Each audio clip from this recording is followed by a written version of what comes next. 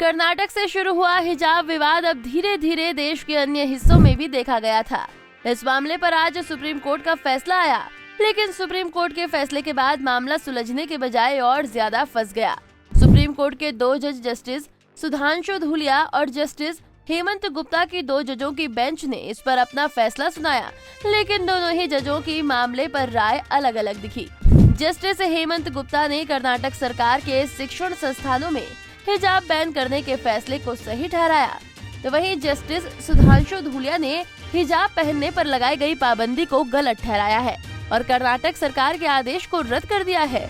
इस बीच हिजाब विवाद पर AIMIM चीफ असुद्दीन ओवैसी ने कर्नाटक हाई कोर्ट के फैसले को गलत बताया है। उन्होंने कहा कि ऐसा लग रहा था इस मामले में आज सुनवाई पूरी होगी, मगर सुप्रीम कोर्ट के जज का जजमेंट फेवर में आया है और हाई कोर्ट का जो जजमेंट था वो बिल्कुल गलत था। ओवैसी ने कहा कि कर्नाटक की मुस्लिम लड़कियां हिजाब पहन रही हैं क्योंकि कुरान में उसका जिक्र है, अल्लाह ने उन्हें हिजाब पहनने का हुक्म दिया है। ओवैसी ने सवाल उठाया और कहा कि अगर एक सिख लड़का पगड़ी पहन सकता है, हिंदू महिला मंगलसूत्र पहन सकती है, वो सिंदूर लगा सकती है, तो एक मुस्लिम लड़की हिजाब क्यों नहीं पहन सकती? ये समानता के अधिकार के खिलाफ है।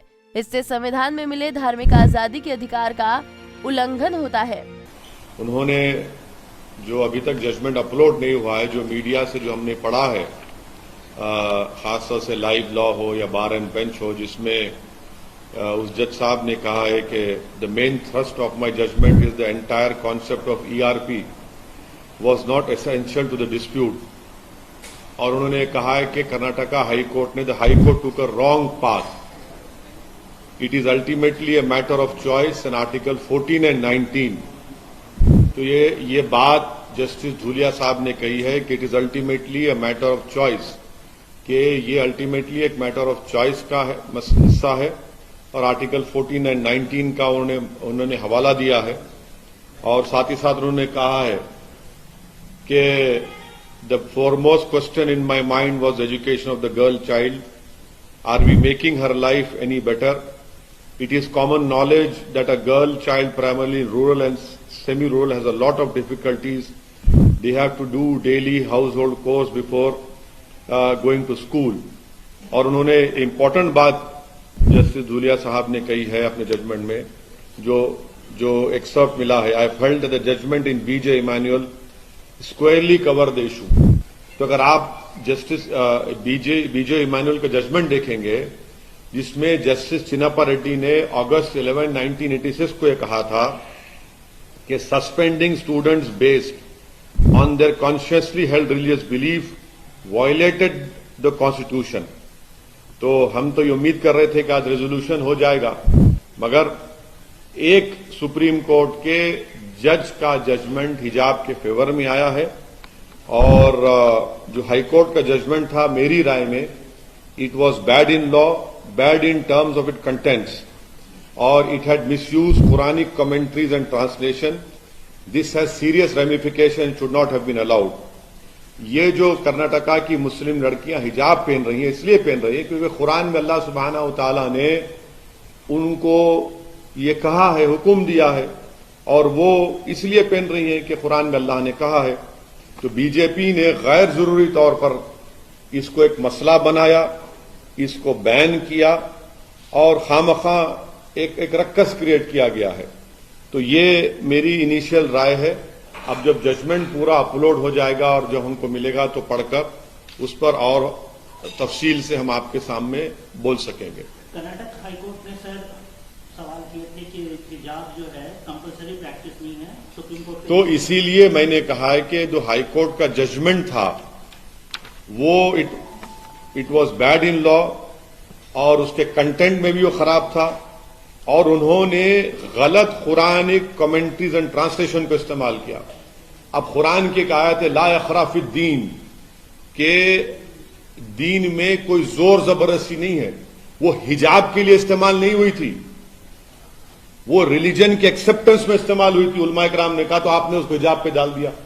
तो इसीलिए हमने कह रहे हैं कि वो गलत था, वो ऑनरेबल जजेस ने वो गलत मिसयूज किया बल्कि कुरानिक कमेंट्रीज और ट्रांसलेशन को। और उस जजमेंट में यह कहा गया कि स्कूल एक प्रिजन है, स्कूल एक मिलिट्री कैंप है, कैसा होगा बताइए? तो इसलिए वो मेरी राय वो है उस कर्नाटका हाईकोर्ट के 3 जजेस बेंच की, उसमें तो तीनों जजेस ने हिजाब को कहा कि जरूरत नहीं है। यहां पर सुप्रीम कोर्ट ने दो ऑनरेबल जजेस ने डिफर किया है, मगर एक जज धूलिया साहब ने हिजाब के फेवर में जजमेंट दिया है। तो वहीं ओवैसी के बयान और सुप्रीम कोर्ट के फैसले के बाद अक्सर अपने विवादित बयानों को लेकर सुर्खियों में आने वाले हिंदू महासभा के राष्ट्रीय अध्यक्ष स्वामी चक्रपाणी महाराज ने कहा, स्कूलों में हिजाब को बैन किया जाना चाहिए। अगर स्कूलों में हिजाब पर प्रतिबंध नहीं लगता है तो हिंदू सनातनी बच्चे भी भगवा पहनकर, तिलक लगाकर और चोटी के साथ स्कूल जाएंगे। जिस प्रकार से माननीय सर्वोच्च न्यायालय में हिजाब के मामला लंबित है और एक विवाद गहराया हुआ है, बहुत ही सीधी सी बात थी कि कट्टरपंथियों को ये सोचना चाहिए था कि संस्थान कोई भी हो, चाहे शिक्षा संस्थान हो चाहे अन्य, सबका अपना एक ड्रेस कोड होता है जो सबके लिए लागू होता है। लेकिन कट्टरपंथियों ने जिस प्रकार से माहौल बना दिया हिजाब के नाम पर, सर्वोच्च न्यायालय भी कहीं ना कहीं वो स्पष्ट नीति है। हमें लगता है कि सर्वोच्च न्यायालय को इसमें स्पष्ट अपनी नीति अपनानी ही चाहिए और हिजाब पे पूर्णतः इन संस्थानों में प्रतिबंध करना चाहिए। जो संस्थान का ड्रेस कोड है वही लागू होना चाहिए।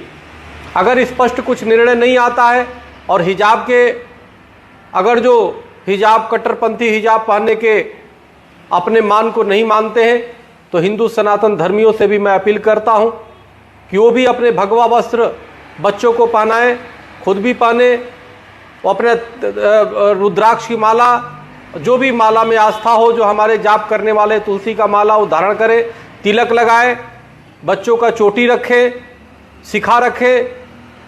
ये बहुत ज़रूरी है, अपने हिंदू सनातन की तरफ लौटे। इसी से अपना धर्म और देश दोनों मजबूत होगा। अगर ऐसा नहीं किया गया तो निश्चित रूप से जिहादी मान